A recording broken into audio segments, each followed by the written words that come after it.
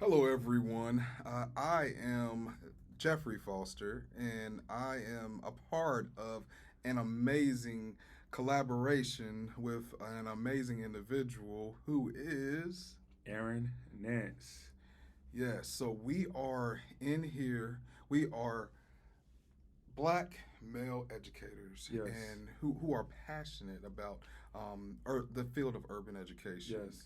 And so we just wanted to introduce ourselves, talk a little bit, tell you a little bit about ourselves. Yes. So our podcast is called Disturbing the Peace. So the podcast is geared towards dismantling, disrupting, reimagining what education is, what it looks like, especially as it relates to black and brown students who are one overlooked, marginalized, minoritized.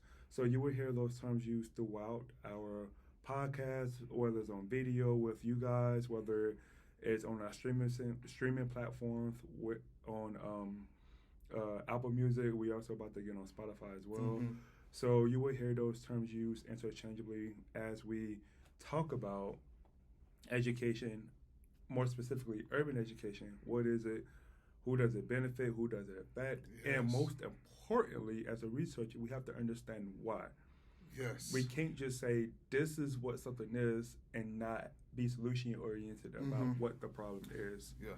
So we are not only going to identify the problem, but we're going to talk extensively about the problems that exist in urban spaces. Right. Yes. And this, like I said, this is something we're very passionate about. It's something that we live every day. It's not always easy being black male in multiple areas, whether it's in your career, just in society in Yes. general. And so we're excited about sharing our experiences as well as our expertise. Yeah. And you will see our why in everything that we do. And one thing to note, Jeffrey, is Mhm. that we are unapologetically ourselves. Yes. We're not cookie cutters. We're not going around the surface. We're gonna give you straight how it is. Yeah. Very authentic. We are Mhm. unapologetically black, and Mhm. we're not apologizing for anything that we say. Yeah. We are truly here Mhm. to talk about systemic issues that are currently residing in education that is meant to reflect and inflict And oppress. and oppress black and brown populations. So our podcast is not just opinionated. Of course, we're going to talk about our Mhm. ideas and our experiences and things Yeah. like that.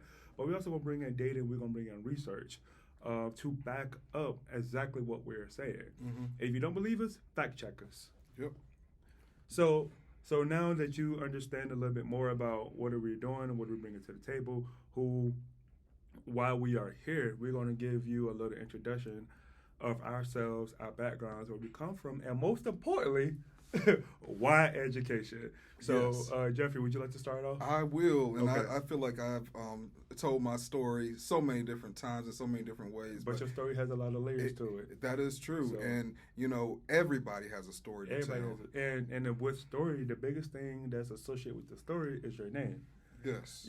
Back in the day, we have orators and then we have shamans, Mhm. shamans who would tell like past historical narratives from generation to generation to generation. Right. Kind of like a folktale. Mhm. It's like, oh, this guy did this amazing thing, but you really don't know it. So storytelling, and as you know, because it's one of your classes that you teach, children's Mhm. literature, Yeah. storytelling is a central part of black history and black Mhm. culture. And we can talk about even quoting, how quoting was also passed down from generation to generation, especially during slavery.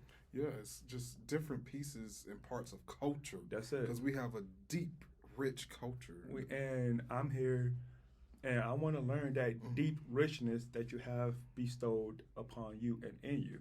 So let's Yes. talk about it. Okay, well, yes, I'll tell you a little bit about myself. I am so on fire and I am passionate. Like, I don't know as many people. Aaron is very passionate as well. I don't know if I know anybody just as passionate about education and urban education as this guy right here, more than myself, because I am on fire. I have my good days. I have my bad days. We It's a journey. It You know, is. being successful within education is a Yeah. journey. I passed through my journey very quickly, and I'll talk about that with y'all a little bit. But I first want to say I come from a family of educators, and my great great grandma, she was the superintendent over all the black schools in Charlotte, North Carolina, and she did a lot of great work. I even visited this community center because I do community equity work within the city of Charlotte, and I saw an image of a school that my grandmother, my great great grandmother, started and funded. She was in the picture, and then I was even able to look her up in the UNC Charlotte archives, and I was That's like, pretty cool. "This is That's insane." pretty dope. And it's nothing. And my parents never told me about it. That's pretty That's dope. the crazy thing about it. When we gotta continue to pass these stories down, Yes. because everybody has made a contribution. We have so many ancestors that have made many different types of contributions, and it not necessarily building a school or something like that, but we are very talented individuals, and God, Transcending. yes, transcending, and Transformative. yes, Mavericks. there you The go. list goes on. Yes, warriors. We have an Powerful. inner warrior spirit, and no matter what education level, what label, what title you have, we have greatness inside of us, and it has been passed down. But I just want, but my great great grandmother was, she was the superintendent over all the black schools. I have so many educators in my family, and my grandma, who I love dearly. I was a grandma's boy, and she was a music teacher at a school for a very long time in Huntersville, right in the Charlotte Mecklenburg area. And she told me, she was like, "Jeffrey, you got the teaching gene." And I was like, "No, I'm not doing that." And the reason why she found out is she owned a school of music, and she was not able to attend. She had an emergency, and so I taught a piano lesson when I was in high school. And then my grandma was like, "You did so well. I heard all about what you did. Like, you have that teaching gene." And I was like, "I'm not doing that." And so I went into college, went into undergrad, changed my major about 5 different times. Ended up my senior year. I was like, "Okay, I'm gonna stop focusing on how I can make a decent living and focus on how I can make an impact and give back." And I decided to dedicate myself towards working with historically marginalized and minoritized students, and being an inspiration and an advocate through education and being a teacher. I wanted to be a teacher, and that's it. And so I went into a master's program at UNC Charlotte, and I was like, "Okay, so I'm going to get my teaching license as an elementary school teacher, and my master's as well." So I went ahead and I did that, and I had the opportunity to teach at an elementary school in Charlotte, Mecklenburg schools, and I fell in love with it. It was the hardest thing. Your first years of teaching are so hard. It's a huge learning curve. And it's a huge commitment as well. Yes. It's a huge commitment. But we did our thing. I still keep in contact with the families from my first year of teaching, and I have so many great stories to share about where they are. Those students are in college right now. So proud of them. However, I've always worked in urban Title I schools. So after that elementary school, I've taught 5th grade and 2nd grade. After that, I decided to go outside of the classroom, and I wanted to be able to support in more of a macro way. And I became an instructional technology facilitator and a diversity coordinator at a suburban charter school. I went from a traditional public school to a suburban charter school in Charlotte. I did that for a hot second because there was a lot of alarming concerns regarding diversity, equity, and inclusion. And I'll talk about that at a later time. So another thing that after that, I got an opportunity to be a principal at a K-12 charter school, urban charter school in Charlotte, North Carolina, on the west side, and it was just very amazing and impactful. That was the hardest thing ever. I went through a lot of trials and tribulations and a lot of negative culture and a white, let's see, what's the term? White savior complexes, superiority, meritocracy, you name it, and we'll be able to talk about that a little later. But I was the principal of elementary there, and then my executive director stepped down, and I stepped in to take over. And during that whole time that I was a principal and executive director, I was working on my PhD in urban education, curriculum instruction for concentration in urban education. I graduated from that, and it definitely supported me as I worked as a culturally relevant and responsive and sustaining school leader. And my research area focused on culturally responsive school leadership and working on providing equity for minoritized individuals and focusing on black males in particular as it's associated with education. So that's a little bit about me and my background and my why and my purpose. And like I said, I'm very much on fire, and that's a little bit of my story. Yeah, thank you for sharing that. I don't know whether to call you Jeffrey or Dr. Foster. But no, thank you for sharing your story. Mm-hmm. And it's important and it's needed in this day and time, in this day and age. Mm-hmm. You know, right now the teaching pipeline for black males is 1.3%, which before it was 2.2%, while the majority of white women still dominates the field according to Pew Research, which is 80%. Mm-hmm. And, you know, black women is like 76% roughly of teachers, so we don't have a lot of representation as relates to black males and creating a teacher pipeline and that sort of thing. So education is definitely, you're not in it for the money. No, not at all. You're in it for the passion, the love, and the care, but also to provide equitable access to black and brown students that look like us. So it's all about representation. Yeah. So which is a reason why I got into education as well, because I come from inner city background, you know, single mom, absentee father, you know, that sort of thing. So it was really hard for me to find that male role model or that male experience or me understanding what it's like to be a male. You know, and that's very deep, and that's something that men don't talk about at all. Like, if you are a male, how do you become one? You know, I don't think it has anything to do with really hypermasculinity, but just about understanding like who you are as an individual person, like helping learning to engage. So I really didn't know who I was outside of what I thought or aspired to be. But education helped me change my own trajectory as I started on this path, which is why I began working with children in daycares. I was going to be a lawyer. My goal was to be a lawyer, a civil litigator, but that soon changed because I felt like it wasn't my vision that I was living, but I was living vicariously through other people. It is still the passion of mine, but not enough for me to say, hey, I'm going to switch from education and completely go to law school and be a lawyer. I feel like my passion is education, not care. So I started out working at a child care facility, working with 3s, 4s, the babies, the children, working at after school, and I loved it. I got joy. It didn't feel like work to me. It felt like it was my moral obligation to be there.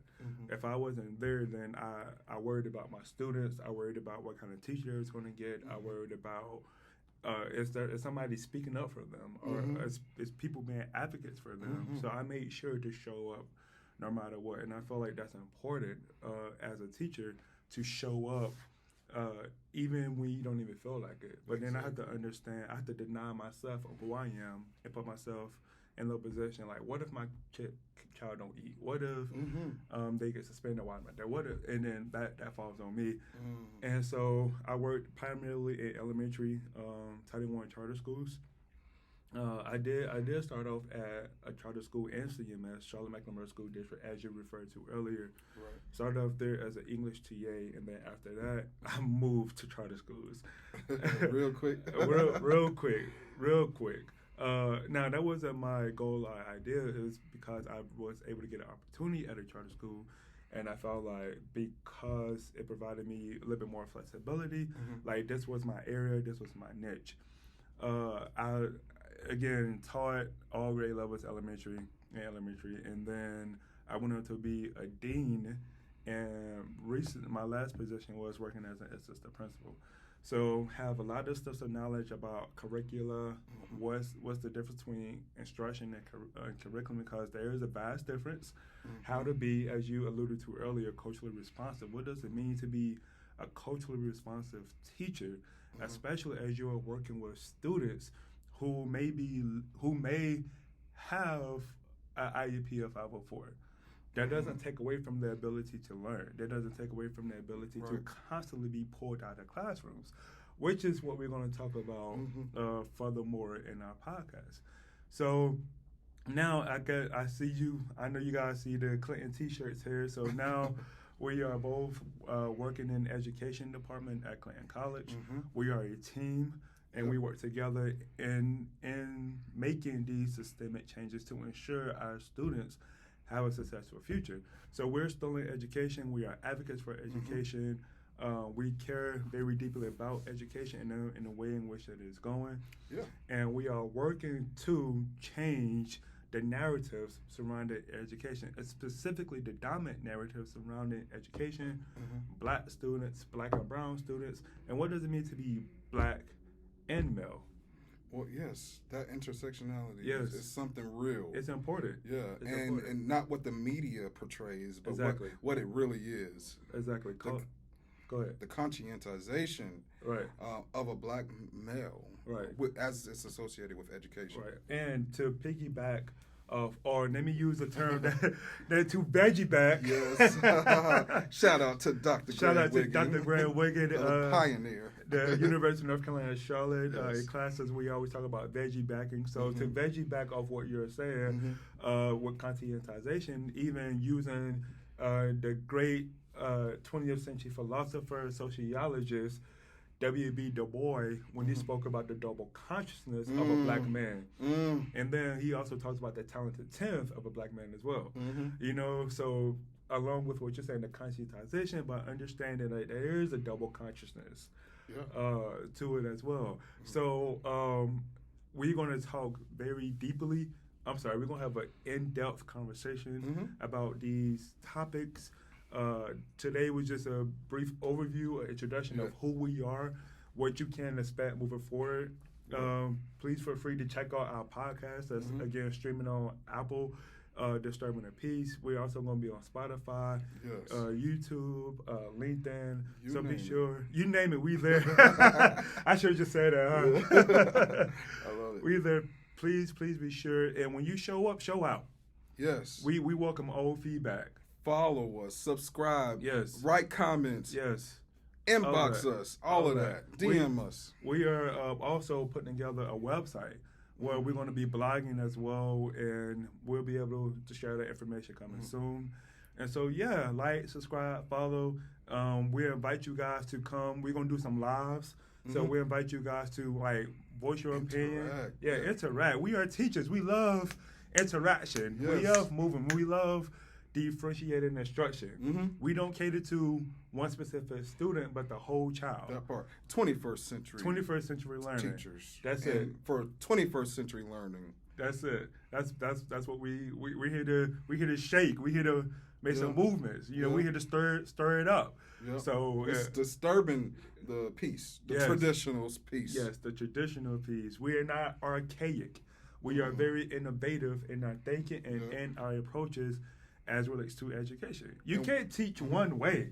No. You can't. It grinds my gears when I go to a classroom and I say to hey, y'all, today we're going to talk about this, today we're going to talk about that. Or what's up with teachers teaching sitting down? Oh. Now, when I'm being a professor, I do have my intellectual think tank where I'm sitting down with students. However, I can't. As a principal, everybody knew my pet peeve was people sitting down. Oh, how I think we hit a nerve, yo. I think we hit a. how do you teach sitting Sitting down? down, How right. do you know if students are getting it? How are you? How are you tracking? So my style is indirect. I'm so indirect instruction. I ain't about that direct instruction. Let me give my little direct instruction, my little lesson, my lecture. The research shows that people's attention span match their age. Yep. So hurry up, get that modeling in, get them engaged, send them off, and you are facilitating their learning. That's you it. are coaching. You That's are it. walking around. And it may look like you're not doing anything, but if you're doing it right, you're tired.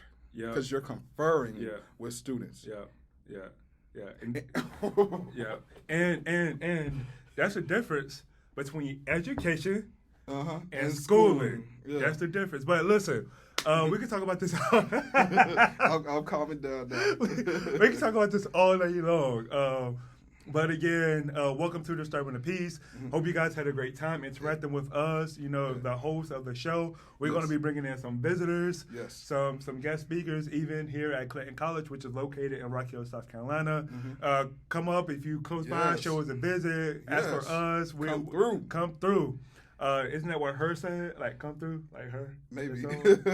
Anyway. But anyway, we are out. Thank you for joining this introductory session of Disturbing the Peace. So peace out to you guys, and we'll see you next time. All right.